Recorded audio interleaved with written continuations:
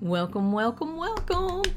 I am doing my December bullet journal setup this week and I wanted to share it with you. You know, I've been on this journey of trying to learn how to use bullet journals, and I can say it is helping me stay organized. I am loving it, but as I go along, I am finding that I can do away with some of the spreads that I started out with. I'm adding a few and what works and what doesn't work, but it has really helped me stay organized.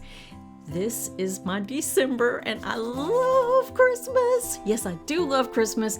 So my December bullet journal setup is going to be sort of a woodlands theme. I'm going to have animals in it. If you've known me for a minute, you know I love animals. So it's going to be a woodland type theme and I cannot wait to show you. I'm so excited about it. December is my favorite month of the year and Christmas is my favorite holiday. So if we haven't met, I'm Viv. This is Art with Viv, and come on, let's go to the studio. So I have sketched out my little fawn and I am going to cover him with some sort of a yellow ochre base color, and then I'm going to build up layers on him with this gouache. I have painted him before in watercolor, and this is my first time trying a deer in gouache. Of course, I'm new to gouache, so everything that you've seen me paint in gouache is in my bullet journal. So if you go look at my bullet journals, you can see that I am struggling to learn bullet journaling and gouache. So the first thing I did was lay down that base color. Now it's a mid-tone, and it's a little bit toward the light end of the mid-tone, but I'm putting that down first because for me, I don't know, that's just how my brain works with gouache. If I put the mid-tone down and then cover it with darks and lights, that seems to work out better for me, but I'm still experimenting and trying. So I've got that yellow base layer down, and as you see, I've added some white into some of the areas of that yellow to make it lighter. So it has some light and midtones even in that yellow. Then I put a little bit of blue in his eye because his eye is reflecting some of the sky and the sky is blue. So I just put a little bit of blue in there and then surrounded that blue with my traditional black mixture, which is burnt umber and indigo. I'm going to use that same mixture for his nose. And I'm just trying to figure out the shapes of his nose, not the shapes of his nose, but the shapes of the shadows and the highlights in his nose, and getting those correct and in the correct place. Also notice with his eye that as I've painted around that, I left some of the paper without any paint so that it's white, and that is the light shining in his eye, the highlight part. And then I'm just coming back to his nose a little bit. I am just putting in those shapes and whatever color, like some of the shapes are really dark, almost black, and then some of the shapes have more brown in them. So I'm trying to mimic that, what I see in the reference photo, so that it does look a little bit more realistic, even though I'm not going for hyper realistic. But I still want it to look like a nose for a fawn. Now I'm putting his eyeliner on because all baby deers wear mascara. At least they look like they do. They have those little black lines around their eyes that look so pretty. And they have those long curly eyelashes. Deer have some of the most prettiest eyes, just the prettiest eyes.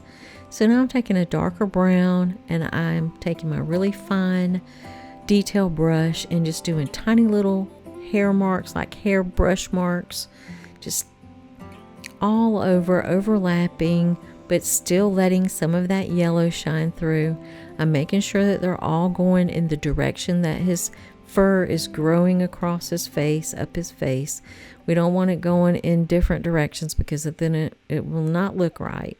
And I'm using a set of golden maple detail brushes. In case you're wondering, they're really small brushes, but they have worked pretty well with this gouache. They also work well with watercolor, so sometimes my watercolor brushes don't work as well with my gouache. Now I'm just trying to get in the patterns on his face. He's got some dark patterns and like a little bit lighter above his eye, and then he's got some darker patterns under his eye and around his eye. And I'm just trying to work those in by layering over that dark brown right over that yellow. And in some of the lighter areas, I added a little bit of white to that yellow ochre to make it more creamy. And that's how I did his face. Inside of his ears, I did the yellow ochre with white, but a lot of white, so it looks more creamy. And then I just used the same sort of brownish black tone that I've mixed up for the sort of ear canals, those darker parts in his ears and the darker markings around his ears. For his body, I got a little bit of burnt sienna. It's more of a reddish brown, and I am mixing that. While it's still wet, I'm trying to blend in some of that lighter, creamier yellow tone that I mixed with the yellow ochre and the white. And again, I'm just trying to block in the light and dark areas of his body first on that first underpainting. That's what I'm going to call it. And then I'm going to do just like his face. I'm going to approach it the same exact way. I'm going to do tiny little brush strokes to mimic fur, and where I want them darker, I'm of course going to put them a little closer together, maybe use a darker brown. Where I want them lighter, I'm going to let a little bit of that lighter underpainting shine through, so I'm not going to place them as close together so some of that light can shine through. And then on top of the darker brown, I'm going to come back with some lighter brown strokes and some creamy yellow strokes and maybe even some white strokes, and just layer it all together, and your eye does this really cool thing, or your brain really. It blends all those colors together. You don't necessarily see each individual color that I paint side by side. Your brain kind of blends it together to make it look like a nice tone. So I don't have to do it exactly. I just have to get it and close enough that your brain will fool you into thinking you're seeing something you're not. The brain is amazing. So that's all I'm doing. I'm just layering paint on top of paint, and I'm doing it in tiny little brush strokes, just trying to, get the lights and the darks in there. That's the main thing, because that's what makes it look more three-dimensional, is if you get the lights, the shadows, and the highlights and the midtones correct, or at least as close to correct as you can get. So now I'm taking a really dark color and going down the back side of him, and I've also changed my brush to get a little bit bigger brush. The fur on his back is a little bit coarser than the fur on his face, so the strokes I'm making thicker and longer with a bigger brush. And I'm also, of course, still letting that base shine through. And did you know that if you find a fawn, more than likely it is not abandoned by its mother? They have a tendency to leave their fawns and go away. They don't stay with their fawns during the day, because their scent can attract predators to the fawn. The fawns don't have that much of a scent right after they're born. So the mothers are close by watching over the fawn usually, and they are not lost. Now occasionally, yes, if you find a fawn and the mother's dead right beside of it, of course that is an orphan. But most of the time, deer leave their babies alone during the day. They hide them and tuck them into some brush and come back and feed them at dusk and at night. So usually it's best just to leave fawns alone if you find them in the woods, else you'll be kidnapping them from their mamas. Just make sure, if you're that concerned, just kind of hang around and watch later in the evening and see if the mama comes back, but from a distance, because she won't come back as long as she can see or smell you. So now I have gotten more layers on there, more darker layers across his leg. He's got a really dark stripe down his leg and across his back, just getting in those patterns that I see with even darker brown, almost black but not quite. And you see that buildup of all those tiny little brush strokes is starting to pay off, as you can start to see the shape and the form of his little body all curled up. And I know most fawns are not born when it's snow time, but this is my December bullet journal, and so we're going to have some snow with the fawn, even if it's not realistic. Then I just took some of the white gouache and put his little spots and patterns on, going down his back. And that helps camouflage him from predators because it looks like dappled sunlight, so he's a little bit harder to see to most of the predators. And that is the purpose of their little dots on them. When they're curled up under a tree, they just look like they blend into the dappled shade of the tree and the little bits of sunlight shining through. So we are making good progress. Now I'm not going to paint the whole, bullet journal, all the spreads, because this was a 6-hour undertaking for just the few things that I'm going to show you here. This little fawn took 4 hours all by himself, so I had to speed him up mightily and cut lots out. Now I'm just taking white gouache, I'm painting in the snow, and I'm taking a little bit of my blue mixed with a lot of the white to add as like the shadows in the snow. He's really a cute little fawn. I'm loving this. And that looks pretty good. I like the way that it's turning out.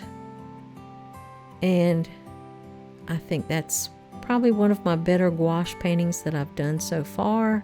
So I think each time I paint with gouache, it's getting a little bit easier. I'm learning a little bit more, and I'm getting a little bit better control of the medium. So now I've mixed up several shades of green. I've got some darker green, some mid-tone green, some light green, and some like really yellowy green. And I am just painting in pine boughs all around him so that he looks like he's snuggled under some winter trees. And before I paint the trees up above him, I decided it'd probably be a good idea to have the sky in first rather than trying to paint around all those pine needles. So I stopped painting the trees. I went and mixed some of my blue and white together, and I wet the paper so that it would go on a little bit smoothly. Now remember, this is not watercolor paper, this is marker paper. I don't have any hot pressed watercolor paper on hand, so I just decided I would wing it with some marker paper, and it really doesn't take water as well as watercolor paper, so it buckled up a little bit. It's okay though, it turned out fine. And once I got that second coat of blue on there, it looked really good. I did switch my brushes and went with a flat brush and put the paint on a lot thicker, and that seemed to work a lot better. So I just switched over to a flat brush. Now if you want an outline drawing so that you can do this in your own bullet journal, or if you want to get a downloadable print of this baby deer already painted, consider joining my Patreon. It's only $5 a month and you get all kinds of bonus content. The bonus content for this one is this baby deer as a printout and as an outline drawing. So you might want to consider that. I'll link it down below just in case. So I am going around my deer. He's a lot easier to go around than those little pine branches would have been. So I'm doing the paint really thick. I want it a little bit darker toward the deer and lighter as it goes up into the atmosphere. So I'm continually just adding a little bit of white to my blue to make it get lighter and lighter as I go up toward the top of the paper, and adding white directly to the paper just to blend it in. And it doesn't have to be a perfectly smooth blend. This is, after all, winter, and winter, sometimes the atmosphere looks maybe not as clear as on a bright sunny summer day. So we're not worrying about that, and I actually like the way that it came out. I thought it looks really pretty. So once I did that, I'm going to let that all dry, and then I'm going to work on those pine branches again.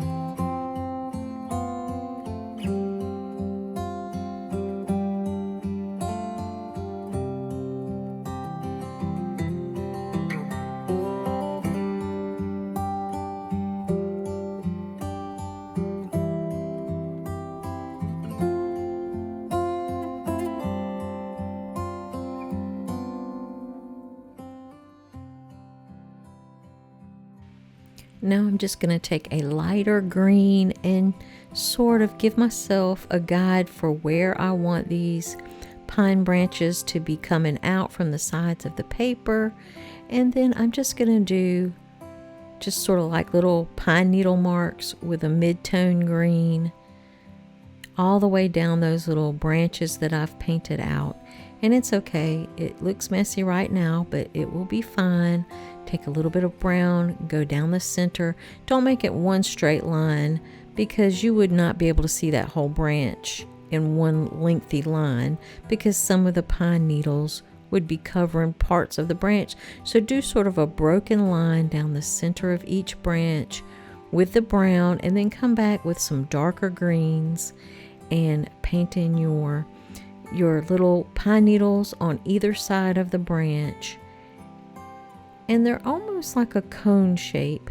They're thinner at the tip of the branch, and then they get fatter as they get closer toward the trunk of the tree. And I took a really pale green, and that's my highlight color, and I'm painting over some of those. And as you see, that's all you do. You layer those colors. You'll take your mid-tone green first and do your pine needles. Then you'll do a darker green, and then a paler green on top of everything. Now I'm just putting a little bit of snow on the branches. There is still some residual snow from the snowfall that the little baby deer's all curled up in. So I'm just taking my white and going straight over some of those branches to make it look like they have a little snowfall, and around the baby deer at the bottom. Nothing to it, we're just putting in snow. There's not any special technique, we're just blobbing on that white paint. Easy peasy, lemon squeezy.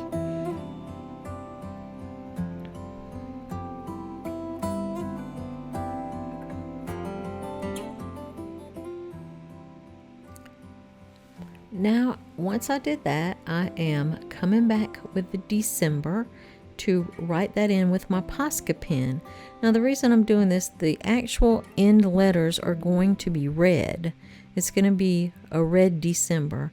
But I didn't want to put my red over that blue and green because it would make it look darker, and it would be almost a maroon instead of a nice bright red. So I put the white down first to give it a base, let that dry, and then I took my red Posca pen and I just painted over, colored over that white. And you see it makes that red really pop out nice and clean and clear. And there's no color mixing from that blue or from the green to make it look muddy.